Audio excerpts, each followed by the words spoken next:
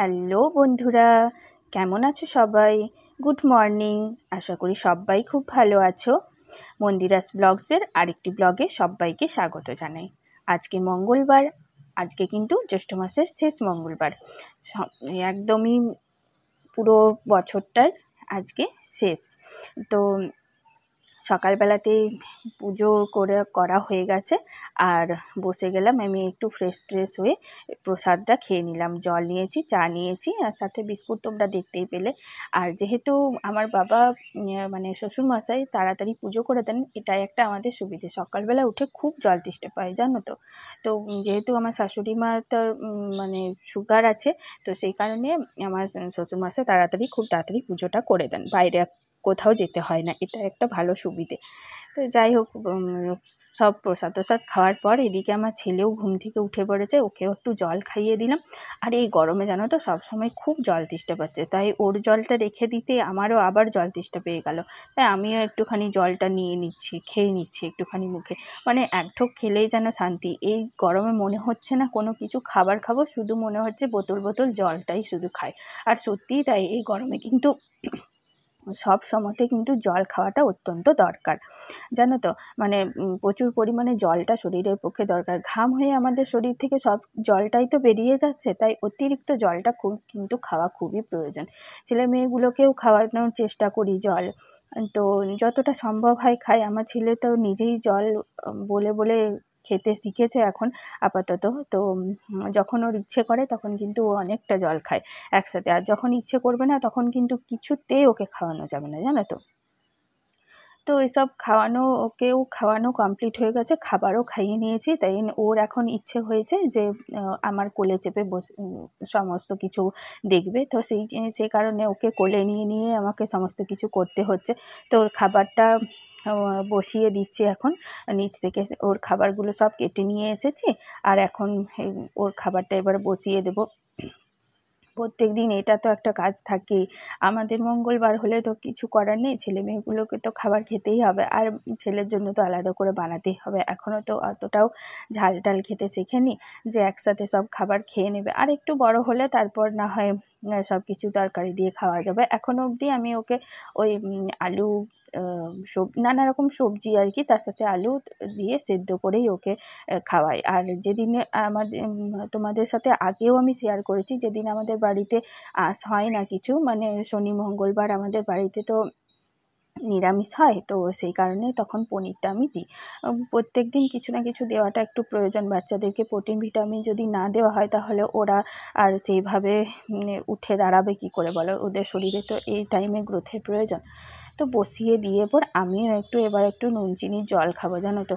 এত গরম, প্রচণ্ড গরম, আর প্রচণ্ড গরমে এত ঘেমে যাচ্ছি। আর আমার এমনিতেই প্রেশার খুব লো থাকে, আর সব সময়তে একদম প্রেশার লো থাকে। তো সেই কারণে না আমাকে নুন চিনি জলটা খেতেই হয়। আর নিজের যদি না খেয়াল রাখি তাহলে তো কারোরই খেয়াল রাখতে পারবো না, তাই না? আমরা কি করি বলো তো, আমরা সবার খেয়াল রাখি ঠিকই, কিন্তু নিজের খেয়ালটা কিন্তু নিজেরা রাখি না। মনে হয় ঠিক আছে, যা হচ্ছে হোক, কোনো ব্যাপার না। কিন্তু এটা একদমই করা উচিত নয়, জানো তো। যদি না নিজে ভালো থাকি তাহলে কিন্তু অপরকে ভালো রাখতে পারবো না। তো সেই কারণে সবসময় কিন্তু নিজেকে আগে ভালো রাখা দরকার। নিজের প্রয়োজনটা কি, নিজের কোনটা করা দরকার, এটা কিন্তু সবসময় করা উচিত।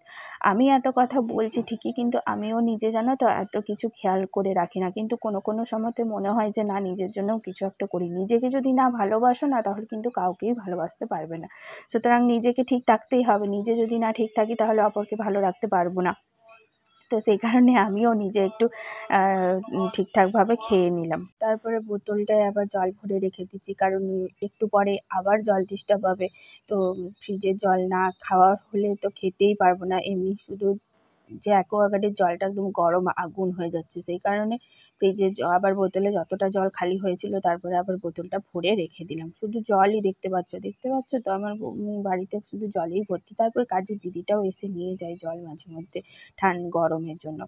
আর তারপরে আমি না আর গরমে কিচ্ছু খেতে পারলাম না, জানো তো। একদমই ভালো লাগছিল না। তাই মা ওই বাড়িতেই বেসন বড়া করেছিল, আর একটু ওই ছোলাগুলো ভেজেছিল, তো সেইগুলোই একটু নিয়ে এসেছি, একটু খেয়ে নেবো ব্যাস। ব্যাস আর কিছু এখন খেতে ইচ্ছে করছে না। দুপুরবেলায় তো এমনিতেই চিড়ে মুড়ি খেতেই হবে, গরমে আর কিছুই খেতে ভালো লাগছে না।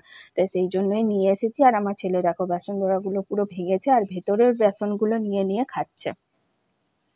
দেন এখন সন্ধেবেলা হয়ে গেছে আর আমি একটু সন্ধেবেলায় বাড়িতে ধূপ ধুনো একটু দিই, তো সেটাই একটু দিয়ে দিলাম এখন।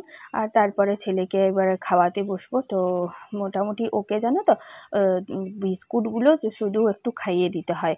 আর প্রথম খেতেই চাইছে না। আজকে তো কি হয়েছে জানি না, প্রথম থেকে খেতেই চাইছে না কেন জানি না, শুধু বলছে দুধু খাবে আর দুধু খাবে, মানে ও নিজেকেই বলে খাবে। তো সেই কারণে বিস্কুটটা কিছুতেই খেতে চাইছিল না। যাই হোক করে ভুলিয়ে ভুলিয়ে ওকে বিস্কুটটা কোনো রকমে খাইয়ে দিলাম। আর তারপর না ও নিজেই কিন্তু দুধটা খেয়ে নেয়, ও দুধ খেতে খুব ভালোবাসে। তো নিজে নিজেই ও দুধটা খেয়ে নেয়। দেখো নিজে নিজেই কেমন খেয়ে নিচ্ছে, আমাকে আর বিশেষ কিছু খাওয়াতে হয় না। যখন ওর খেতে না ইচ্ছে করে তখনই আমাকে ওকে খাওয়াতে হয় কাপে করে নিয়ে নিয়ে, নয়তো ও নিজে নিজেই খেয়ে নেয়। দুধ খেতে খুব ভালোবাসে। তো এখন ও নিজে নিজে খেয়ে নিচ্ছে। ও প্রথম থেকেই খাওয়া অভ্যেস, তো খেয়ে নিচ্ছে এখন দেখো। তাহলে আজকের মতো এখানেই শেষ করছি। যদি তোমাদের আমার ব্লগ ভালো লেগে থাকে অবশ্যই করে একটা লাইক করে দিও, শেয়ার করো, কমেন্ট করে জানিও আমাকে আমার ব্লগ তোমাদের কেমন লাগছে। চ্যানেলে যারা নতুন ভিউয়ার্স আছো তারা প্লিজ আমার চ্যানেলটাকে সাবস্ক্রাইব করে দিও, পাশে থাকা বেল আইকনে অবশ্যই করে ক্লিক করে দিও যাতে নোটিফিকেশন তোমাদের কাছে পৌঁছে যায়। আর আমার এই ভিডিও যারা ফেসবুকে দেখছো তারা প্লিজ আমার ফেসবুক পেজটাকে ফলো করে দিও। চলো আজকের মতো এখানেই শেষ করলাম, দেখা হচ্ছে তোমাদের সাথে খুব তাড়াতাড়ি নতুন একটা ব্লগের সাথে। ততক্ষণের জন্য তোমরা ভালো থেকো, সুস্থ থেকো আর পরিবারের সকলকে ভালো রেখো। চলো টাটা, বাই বাই সবাইকে।